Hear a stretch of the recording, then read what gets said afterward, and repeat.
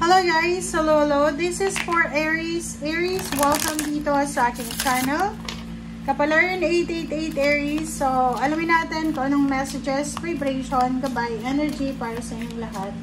So, tingnan natin Aries kung ano ang message ng barahan sa'yo para sa second week ng September 2025. So, first message sa'yo is number 41.5, be in service.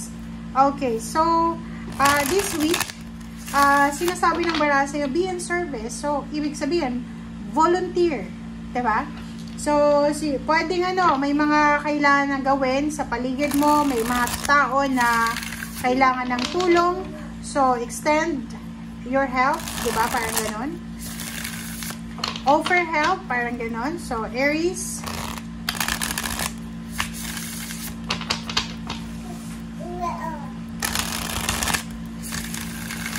okay, let's check dito sa second deck. Renewal, number 20, number 2. Sinasabi ng baraha sa'yo dito, Aries, na sa linggong ito, kinakailangan mo daw na i-review, i-evaluate mo kung ano yung mga dapat mong gawin. Okay, so, wag tayong masyadong magpadalos-dalos. Like, wag kang masyadong maniniwala sa kung ano yung sinasabi ng mga tao sa paligid mo. Especially yung karelasyon mo, kapamilya, kasi minsan hindi ibig sabihin na kadugo natin, kapamilya, karelasyon, maniniwala na tayo, 'di ba? Kasi minsan nagsisinungaling sila. So this card from Archangel Jeremiel, sinasabi ng baraha no, there's a favorable assessment of the facts. So katotohanan, okay? Sinasabi ng baraha na maybe marami kang revelation ng katotohanan. So may katotohanan, revelation ng katotohanan ang posibleng darating sa'yo sa linggong ito. So marami kang malalaman, kumbaga marami kang matutuklasan kung ano yung totoo. Okay? And this week then, time to move in a new direction. So there's a new direction na posibleng ginaguide ka ng iyong spiritual helpers and the universe na kailangan mong sundin. And sinasabi ng baraha, maybe there's a renewal of contract, renewal of vows, renewal of relationship, or anything na posibleng magsimula, ma-renew, or mabago. Or ma-continue. Parang yan.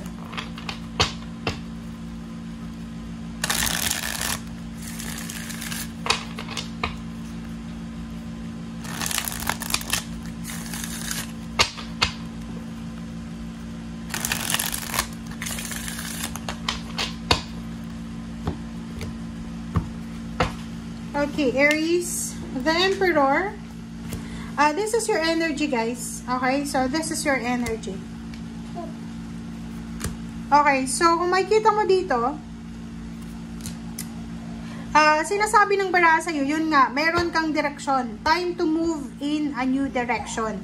There's a new direction na posibleng ino-offer sa'yo ang universe. 'Di ba?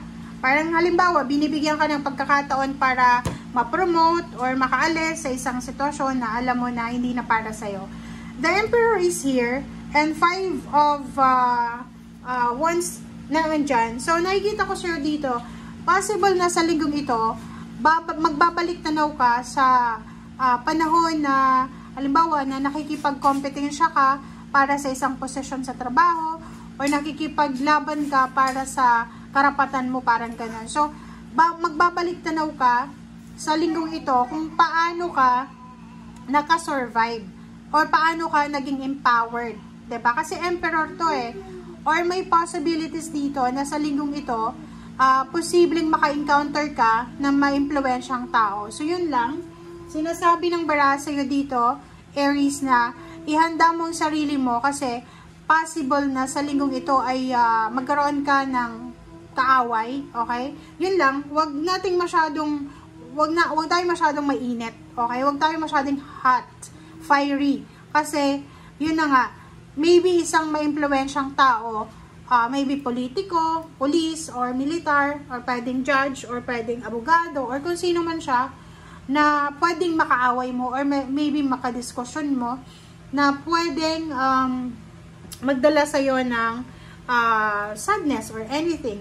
And sinasabi ng barahan na maybe you are reminiscing. Pwedeng nakaranas ka ng judgment, or pwedeng nakulong ka, or pwedeng may kapamilya kang nakakulong. And sinasabi ng barahan na pwedeng ngayon, marirealize mo na kung ano yung rason kung bakit nangyari yun, or kung ano yung magiging resolution. Okay? The Devil and King of Swords, sinasabi ng baraha sa yun na kinakailangan mong maging straightforward sa direction. Time to move in eh. 'Di ba? Sa new direction na daw. So, kailangan mong maging malakas, matatag, maging consistent ka sa pagbabago na gusto mong mangyari sa buhay mo. Like, halimbawa sa lugar na pinagtatrabuhan mo, pag feeling mo hindi ka na masaya, yung parang suffocated ka na, toxic na yung environment ng work, oras na para umalis. If it's relationship, ganun din. If it's environment, sa bahay, 'di ba? Pag feeling natin, yung kapitbahay natin, sobrang maingay na, hindi ka na makatulog, lalo may mga anak kayo, siguro oras na para maghanap ng mas hindi maingay, stable. Okay. Isang water sign, Pisces, Scorpion, Cancer, ang posibleng makakatulong sa'yo kasi mag-share siya ng kanyang resources. Maybe yung na to, Scorpio siya. So, from Scorpio. So, maybe there's an Scorpio or Scorpio and Cancer, nakikita ko. Scorpio and Cancer na posibleng tutulong sa'yo, galing sa kanilang mga ipon to. So, parang gusto mong umutang ng pera, and isang water sign, Scorpio and Cancer, ang possible na makatulong sa'yo sa pangangailangan mo sa salapi, ng salapi. Okay? So, ano pa ba ang additional messages para sa mga Aries?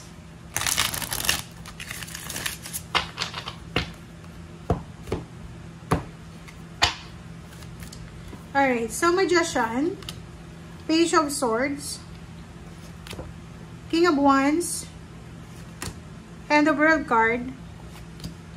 Oh, diba? Seven of Swords.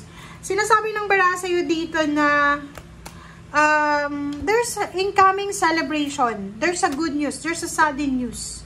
Okay? So, ihanda mo yung sarili mo, Aries, kasi maraming magandang balita, information, communication ka na matatanggap. Maybe, someone na kilala mo, isang magical na pangyayari ang mangyayari sa buhay niya. It's either, posibleng isang unexpected na international job, or international job offer, or business offer, ang posibleng darating sa'yo. So, pwedeng asawa, boyfriend, girlfriend, kapatid, or kung sino man siya, na pupunta siya ng ibang bansa. So, makakatanggap ka ng balita dito. Unexpected, hindi inaasahan, okay? Hindi inaasahan na balita na pwedeng pagkakitaan ang posibleng darating sa'yo. But be careful of any zodiac sign na kukontrolin niya kung ano man ito na mga plano mo. Okay? Thank you guys. Bye!